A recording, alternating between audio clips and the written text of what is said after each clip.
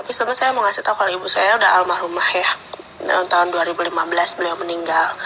Jadi ini kejadian tahun 1998, di mana ibu saya terkena penyakit tumor rahim.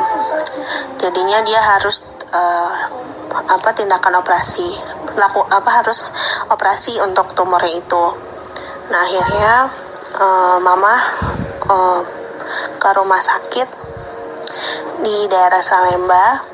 Nah tahun 98 itu kondisinya lagi krisis moneter, di mana rusuh-rusuhnya Jakarta, terus banyaknya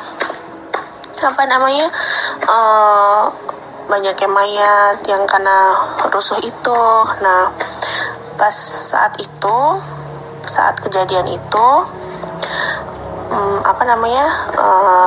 mama itu harus masuk rawat inap juga kan, karena harus penjadwalan operasi.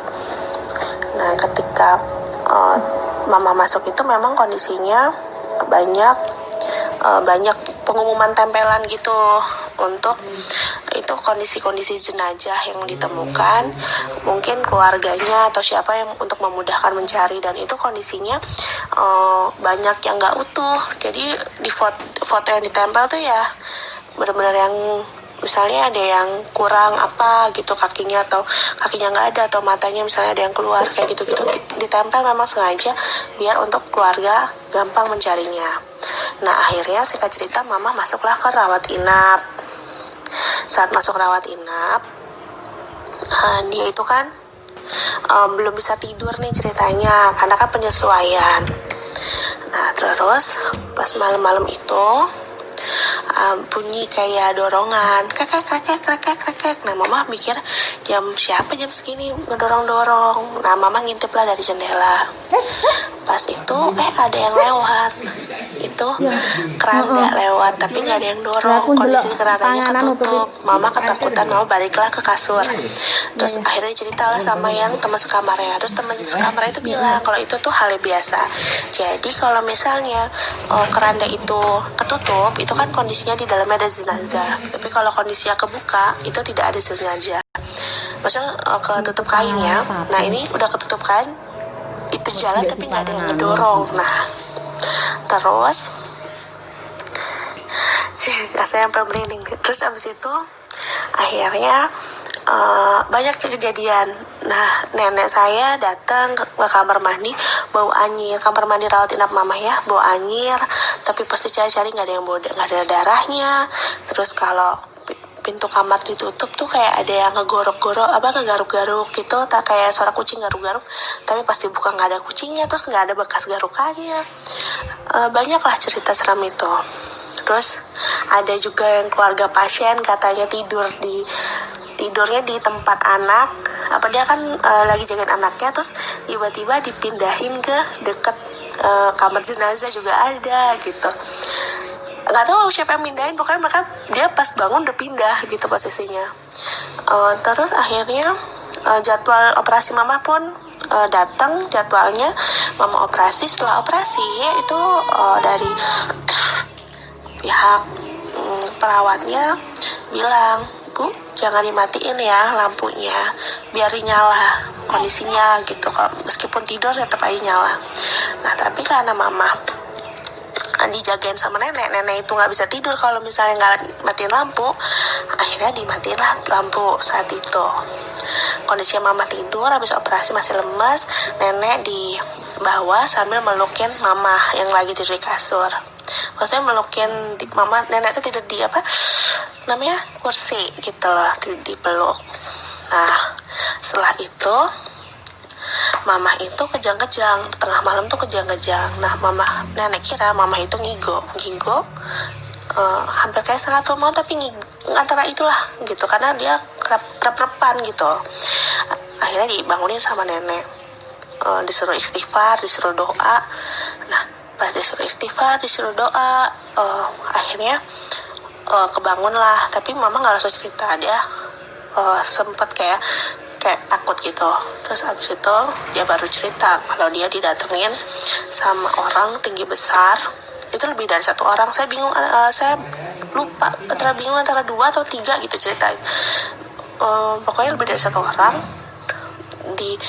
berdiri di samping kasurnya mama itu, dia di samping sama di atasnya mama.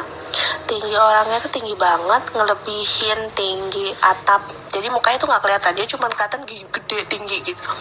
Nah, tangannya orang itu yang satu megangin lehernya biar ngedongak, yang satu itu tiba-tiba yang satu ngisep lehernya yang udah dibuka itu sama sosok yang lainnya itu. Akhirnya diisep itu, jadi mama kejang kayak benar-benar perpan gitu. Terus pas dicek paginya itu emang ada bekas isepan, jadi kayak ada kayak bekas gigi taring, ya kayak bukan apa sih, kayak ada 2 bekas titik, terus kelilingnya biru besar. Terus dokter pun cuman ketawa, kata dokter, ya ibu masih beruntung digigitnya di situ. Di pasien sebelah kemarin ada yang digigitnya di daerah payudara, dan itu memang kejadian. Dan pas pulang pun kan sehabis itu mama udah dibolehin pulang, pas di rumah pun bekasnya nggak hilang, bekas itu pun nggak hilang. Itu hilangnya butuh proses lebih dari seminggu, benar-benar hilang. Nah, pas nyampe rumah pun, pas baru banget pulang dari rumah sakit, aku tinggal bareng nenek kakek dan gak ada siapa-siapa lagi sama mama. Nah, mama itu disuruh tidurlah di kamar nenek, karena kamar nenek itu dekat dengan berarti satu ini sama toilet. Jadi kamar nenek itu di dalamnya ada toiletnya, jadi biar mama mudah kalau memang mau ke toilet. Terus pas malam-malam mama heboh, katanya berisik di dapur, karena kamar nenek itu kan sebelah nama dapur, kayak ada yang bikin teh sama entah itu teh entah itu kopi, jadi kayak orang ngaduk gitu loh. Terus kakek pun bilang kakek nggak bikin teh, nenek nggak bikin teh. Itu kondisinya malam-malam, udah kondisinya pada tidur semua. Akhirnya udah tidur aja, nggak ada siapa-siapa kok, nggak bikin teh. Nenek ke belakang lah bilang jangan ngikut, maksudnya kalau yang emang dari rumah sakit itu jangan ngikut lah gitu. Habis itu ya udah, bekasnya itu butuh proses untuk hilang. Kalau kejadian sebenarnya kalau masalah rumah sakit itu sih emang udah terkenal serem, karena kan dia rumah sakit lama. Dulu pun saya sempat kuliah di sana, kuliah di sebelahnya tuh, kuliah di situ. Kelasnya kelas malam. Nah, terus kalau mau ke toilet itu kita harus minta kunci ke penjaganya, karena kondisinya udah ditutup semua, udah dikunci-kunciin. Nah, saat itu saya ke kamar mandi lah sama teman. Itu kunci benar-benar kita yang baru buka tuh pintu, kita ke toilet, di situ ada dua pintu kamar mandi. Karena kita takut, udahlah kita barengan aja di satu kamar mandi. Pas masuk kamar mandi itu di sebelah kita ada suara nangis, cewek, jelas banget. Ngomong apa pun kita nggak jelas, tapi nangisnya kedengeran banget. Terus kita langsung lah keluar dari kamar mandi itu. Emang benar nggak ada siapa-siapa, karena kita yang buka pintu kamar mandi itu yang pertama, dan kita lihat emang kamar mandi itu dua-duanya kosong. Jadi kita pilih ya udahlah bareng aja yang satu, ini kita bareng berdua. Udah.